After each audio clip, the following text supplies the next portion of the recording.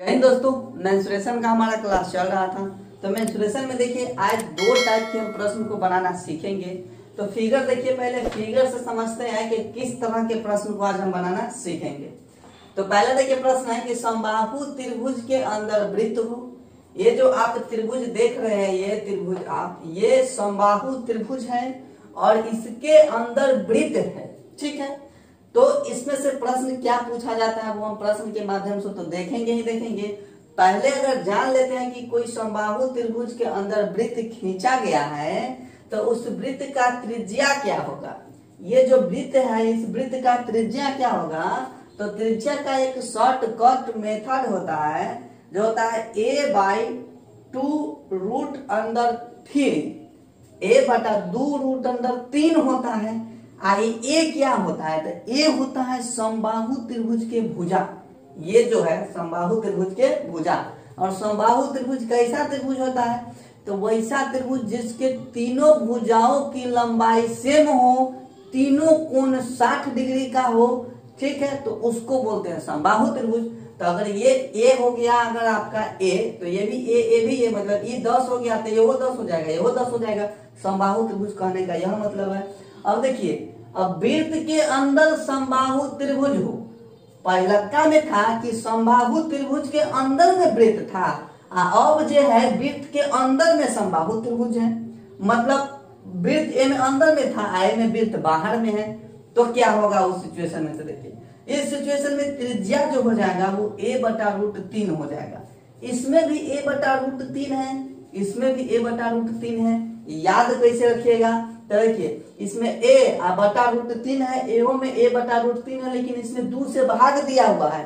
तो कोई में हम भाग देते हैं तो वो छोटा वैल्यू होता है। कोई संख्या में हम भाग दे देते हैं तो वो छोटा वैल्यू होता है। मतलब इसका जो त्रिज्या निकालेंगे वो छोट आएगा। तो छोट काहे आएगा, कहा कि छोट वृत्त है तो त्रिज्या छोटा आएगा। ये बड़का वृत्त है इसलिए इसका त्रिज्या बड़ा आएगा। इसमें तो भाग नहीं दिया हुआ है 2 से, इसमें 2 से भाग दिया हुआ है, कहा कि ये छोटका त्रिज्या निकलता है, ये बड़का त्रिज्या निकलता है। ठीक है, तो त्रिज्या कैसे निकालते हैं, शॉर्टकट मेथड हो गया a/2√3। कब लगाते हैं, जब वृत्त अंदर में हो।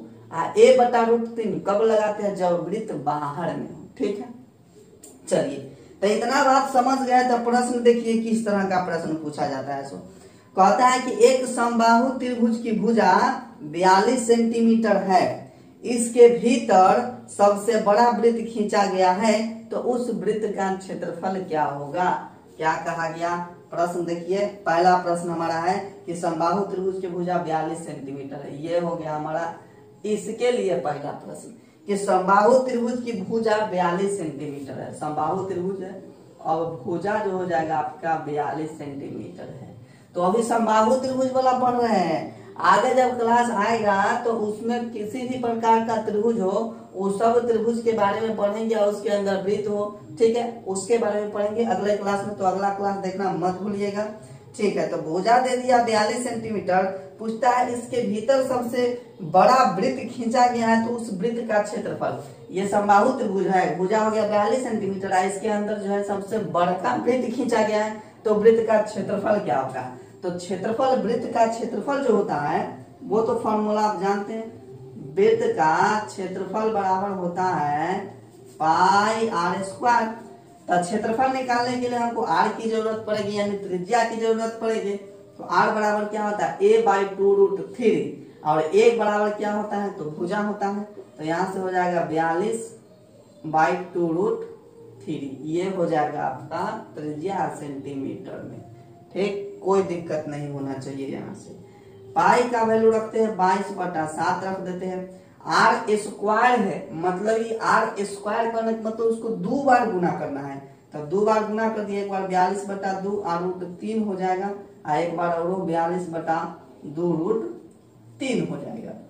अब काटना शुरू कीजिए तो ये 2 से ही कट जाएगा कितना बार में, 21 बार में। ये 2 से कितना बार में कट जाएगा, 21 बार में।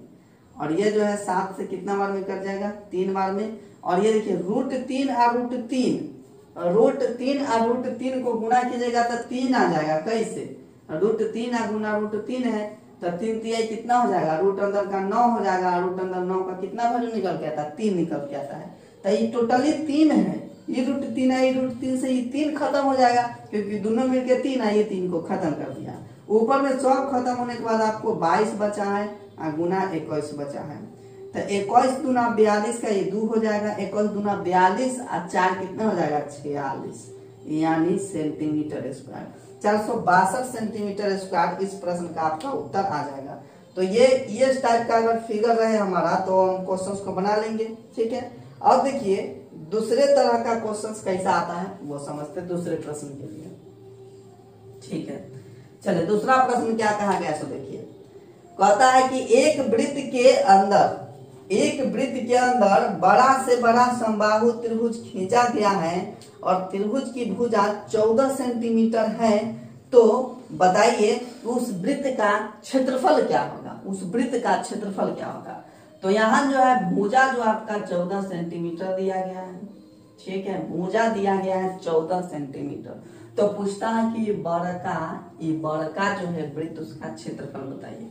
तो क्षेत्रफलवा के लिए फॉर्मूला क्या होता है, वृत्त का क्षेत्रफल बराबर तो हमारा पाई आर स्क्वायर होता है। मतलब किसी भी तरह से हमको त्रिज्या निकालना है तो त्रिज्या निकालने का तो हमारा शॉर्टकट मेथड है, त्रिज्या आर बराबर होता है a बाई रूट 3। a के जगह रखना है 14 और बटा रूट 3 हो जाएगा। तो 22/7 हो जाएगा गुना आर स्क्वायर मतलब 14/3 दो बार लिखिए 14/3 गुने 14/3 हो जाएगा। अब 7 दूना ये खत्म हो जाएगा, अब तो कोई कटेगा नहीं।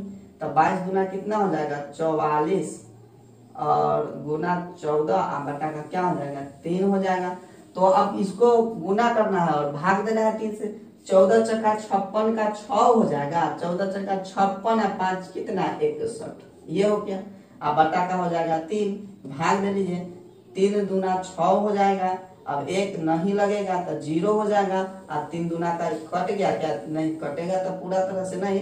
5 तिहाई का 15 और 0.3 चला जाएगा और सेंटीमीटर स्क्वायर हो जाएगा यानी 203.3 इस तरह से हो गया।